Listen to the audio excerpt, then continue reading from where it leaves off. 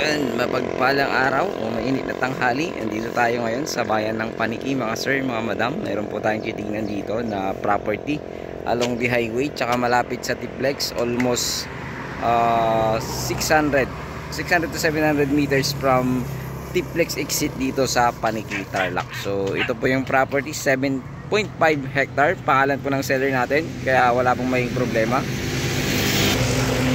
So ito po yung boundary, yan. Yang kasing tabi dyan ay right of way po dyan sa likod dyan. Ito po ang boundary niya, itong saging na yan. Ayan. Hindi po kasali yung maliit or 3 meters siguro yan or sobra. So may mga bahay pero okay na po. Mga magsasaka po nila yan, mga tenant, pero okay na po yung usapan po nila.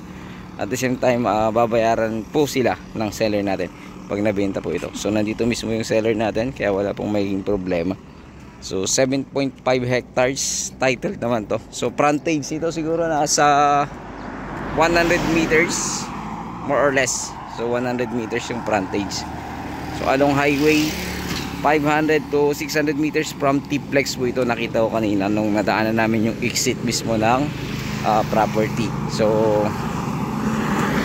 pwede yan, may residential area na siya. So flood free area po ito, mga sir, mga madam.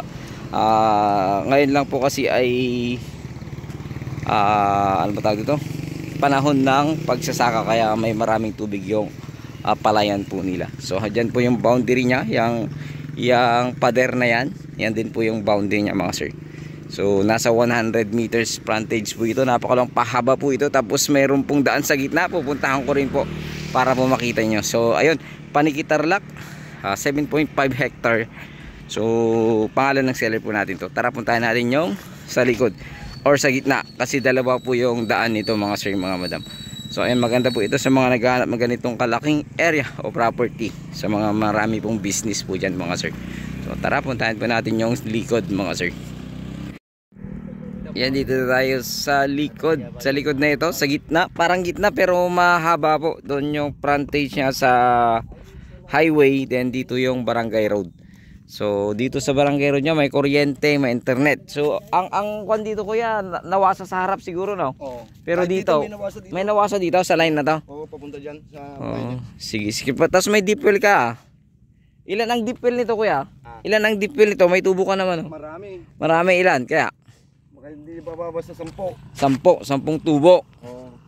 Pag ano kasi, no, pag summer. Pag walang tubig, pag ganito kasi matubig ngayon kasi nga kan. So apakalapad ng frontage ito mula diyan sa poste hanggang doon sa may pader. So nasa ano to? At least 150, no. 150 mahigit. 150 meters mahigit itong frontage dito sa kan. Tapos diyan, kuya, nakuha pa yan na bakuran. Oo, hanggang doon sa may Italive. Tapat din nung ano, no, tapat din nung bakod, no. Puntahan ko nga lang. So napakaluwang ng frontage ito, parehas. So may mga kuryente na, kaso lang siyempre may malapit na ano diyan, sementeryo. Ayan, malapit. Pero kabahayan kasi yan, tas school yan, no? Elementary school ata yan. Hindi ko alam sure kung elementary o national high school. Pas dito marami ng bahay dito sa part na ito. Marami ng kabahayan. So ano to kumbaga apakaluwang dito, tapos patusok dun sa gitna. So 7.5, ayaw yata magpakat. Try natin kung pwedeng magpakat, pero alam ko hindi, ayaw nila. Buo ang gusto nila, kasi 1,500 nga per square meter ang gusto ng seller natin dito hanggang dun sa harap. Napakaluwang ng property na ito. Maganda sa ganito sa mga naghahanap, mga sir, naghahanap ng ganitong property. So para siyang back to back road. Ayan. So parang back to back road na, kasi nasa gitna. Hindi siya back to back, ano pa tawag dito? Front and center road. Ayan, barangay road kasi ito. Saan palabas to, kuya?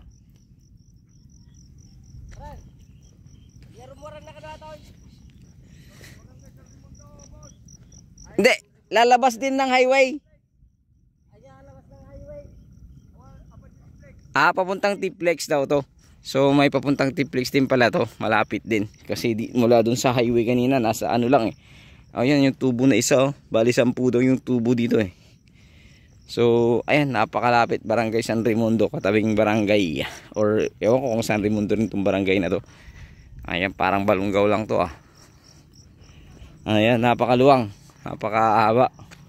So nasa ano to, at least 150 mahigit, parang 200 pa nga eh. So ito yung boundary. Ayan, may boundary na dito. Tapos diretso yan, hanggang dun pa sa dulo. Tapos hanggang dun sa may poste, pangalawang poste na itim. Ayan. So diretso naman ito, diretso dito. Ito, itong bakod na to, diretso siya. Basta masusukat naman yung 7.5 mga sir, mga madam. Kasi yung kwan ng mga kabahayan dyan, alam ko diretso yan. Tapos nagpaganon siya kuya. Diretso tapos nagpaganon no. Yung bahay kasi no, nagpaganon ng konti oh. So mas malapad pala dito sa likod mga sir, mga madam. Akala ko yung boundary niya yung mga kabahayan, yun na. Dito pala yung boundary niya. So mas malapad itong likod. Binenta siguro nila yun noon, yung harap, o hindi? Hindi yata. Talagang ganun yung shape niya. So 1,500 per square meter. Nan-nego sabi ng may-ari, pero try nyo yung kausapin kasi sagot niya daw kasi ang capital gain tax. So tsaka agent fee sagot niya. So pwede dito mga gulay oh. May mga ano pa silang natira oh. Siguro pag summer gulay tinatanim nila no. Kasi talong yan oh. So pakalawang, 7 daw ang nagsasaka dito, 7 tao. So sa kanila, sila naman ang bahala doon, wala namang problema mga sir, mga madam. Buhay naman yung nakapangalan, mga magulang nila. Mana, paghati-hatian lang, yun yung rason kung bakit binibenta po ang property na ito mga sir, mga madam. So bayan ng Paniki, malapit lang sa, ano ba yung kuwan na yan? Paniki ba yan? Yung exit na yan? Ramos. Hindi yung exit kuya. Yung exit ng Tiplex, Ramos ba yun?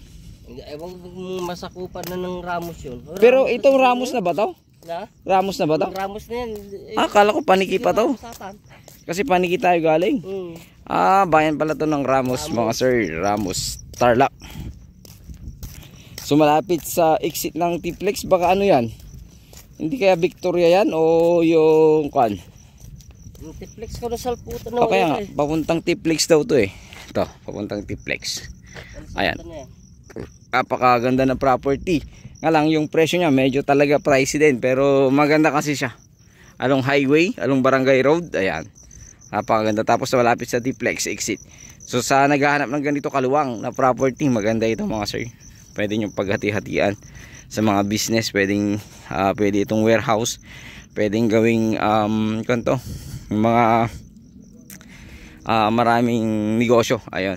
So sa mga big time billionaire dyan mga sir, mga madam, kasi 7.5 napakahaba. Ano yung exit na ano yan kaya? Ano yung exit na Tiplex yan? Ano yon? Ano yan? Hindi, anong pangalan ng exit nya? Gitob? Hindi. Ano ba, di ba Victoria exit kasi pura ba yan? Ramos exit pa, may Ramos exit ba? Oo, doon sa dinaanan natin sir. Okay, Ramos exit daw. So parang pura ata yan. So ayun. Okay. Pura ata yan. So ayun. Panginin ko Joel, God bless you. So ayun, ganito po yung namarkahan ko sa aerial view ng drone, kasi hindi ko mai-attach dito yung aerial view niya kasi nga po ay nagluloko po itong aking cellphone, hindi niya makita yung video ng aerial view. So ayun, uulitin ko, along the highway and along barangay road sa gitna. So napakalapad, pwedeng gawing warehouse po ito mga sir, mga madam. Pwede rin pong sa resort na malaki, pwede rin po flood free area, malapit lang po sa exit ng Tiplex ng Ramos, Tarlac. So 1,500 per square meter, fixed price sabi ng seller kasi sagot daw niya po ang CGT at iba pang taxes na babayaran. So buhay namang nakapangalan kaya walang problema. Muli, itong yung lingkod agent Joel. God bless you all.